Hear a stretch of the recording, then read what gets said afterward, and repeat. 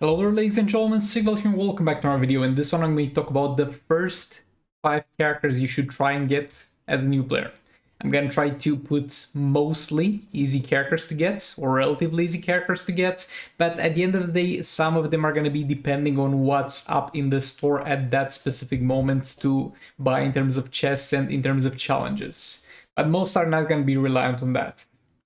First up, I think to nobody's surprise, is Aquaman. You're gonna get some shards from this man from the daily logins, but that's not gonna be enough to unlock him. You need to also join a league. If you don't have a league, there will be a link in the description. But this man is the best character you can have at the start of the game and will stay a very strong character throughout your entire experience with Injustice Mobile. And that's because of 2 reasons. This man is versatile. This passive allows him to get a lot of damage, and he's going to be able to deal a ton of damage to the enemy no matter what their health is. But if you're gonna fight high health enemies, a 3-star Aquaman with no gears and a Nora Snow Globe, which is an artifact that you're gonna eventually get for free from a soul rate, can do this 3 times. This being percentage hull damage. Percentage hull damage is amazing because you're going to be able to deal that damage based on the enemy's health. Your gears don't matter, your star rating doesn't matter, nothing matters except for the health of the enemy. So with this, with the 3-star gearless Conflant Aquaman and the level 1 Nora Snow Globe, which again you're going to eventually get for free from a soul rate, you're going to get yourself doing 1.4 billion damage when you're fighting 2 billion health fights. And even though you will not get there very fast, this man is just versatile and very strong in every situation. So prioritize getting him over anything else from the league store, and I guess log in every day to get the shards for him. Batman John is definitely an interesting one because at the moment, at the very least, she is literally the strongest character in the entire game, and she is fairly easy to get. She first of all will have a challenge, and you are going to need to eventually interact with that because you'll need the gears for her, obviously. But she's also got a chest that costs only 250 gems and will have an 8% chance to get her at 3 stars. So it's gonna be fairly easy to unlock her. And you should do this as soon as possible because she is absolutely amazing. Basically, she stacks this passive. And when she's at full stacks, she triggers a form that will flood the entire area with dot damage, and that dot damage is going to be absolutely amazing. She's going to be very strong with very little investment. You can get tons of damage from a 3-star Batman on the ground without even having all the gears acquired. And then as you get her to higher star ratings and get all the gears, you're going to get even more damage. She's, again, I repeat, the strongest character in the game at the moment, and she is fairly easy to get. So you're literally doing yourself a disservice not chasing this character. As soon as you see the 250 gold chest that has her picture on it in the store, buy it. By the way, there's also a 200 gem cost chest for her, and that's just far worse. So go for the 250 cost gem chest for her in the store, and you're going to be fine, and you're going to eventually unlock her, and trust me, is absolutely amazing. For this section, we're going to get with the 2-in-1. And as you might have noticed, I'm not really mentioning themes because I try to center this video around characters that are either gonna fit in any theme you might want to use, or characters that, even though they have an ideal theme, they're going to work very well without having that ideal theme already built. And Powergirl and Dr. Fate, Silver Dr. Fate, it's only one Silver Dr. Fate, you can't miss it, but both Powergirl and Silver Dr. Fate are extremely strong because they're heavily versatile. The second part of the passive is going to be a bit different for them, though it's not going to make that much of a difference, but the first passive is going to reduce the power cost of your abilities. There's almost no team in the entire game that does not benefit from cheaper specials, so having Powergirl and Dr. Fate will be absolutely amazing for you in terms of just slapping them in whatever team you want to build. Whatever team you want to build, there's going to be room for them and they're going to be helpful.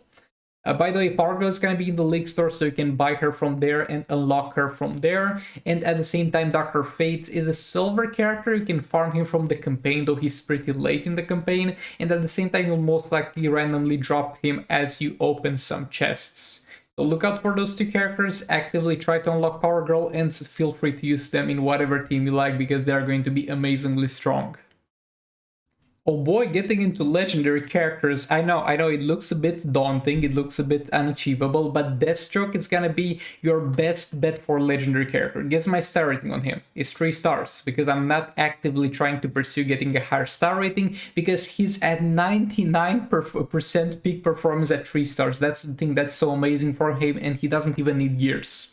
He's gonna be kind of the same as Atlantis Aquaman, but he's gonna be a bit worse because he is harder to get, and he's going to only rely on percentage health damage and not have any raw damage when the fight is lower on health. So he's gonna be worse than King, but he's still gonna be extremely strong. Like, being worse than King basically classifies 95% of the characters in just 2 mobile or more than that. So trust me, this guy's worth it. You only need to unlock him at 3 stars, and he's gonna be a huge value for you because of the percentage health damage on the special 2 that does not scale with the star rating. So you're gonna be as strong at 3 stars as you're going to be at 7 stars. And again, you can put Nora Snow Globe, which is an artifact that will spawn clones. You can get it for free from a soul raid, and each clone is going to have access to this. And yet again, it's going to be the 3-star gearless character dealing 1.4 billion damage to a 2 billion health target.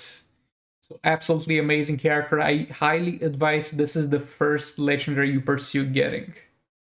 And as far as the last entry on this list, this is going to be even more rough to get because she kind of needs gears. She's going to be stronger with the star rating, but Raven is going to be amazing because she kind of fits in the same category as Dr. Fate and Powergirl. She's far stronger than them, but she's lower on the list because she's harder to get. But what she basically does is applies a negative effect on the opponent that will make them take more damage. Guess what this goes well with? Everything in the game, absolutely everything in the game benefits to various degrees from dealing more damage to the enemy, because that's the whole purpose of your damage dealer, dealing more damage. So just having a Raven will have a huge impact on your account, and you should get a Raven as soon as possible, and after you get Deathstroke though.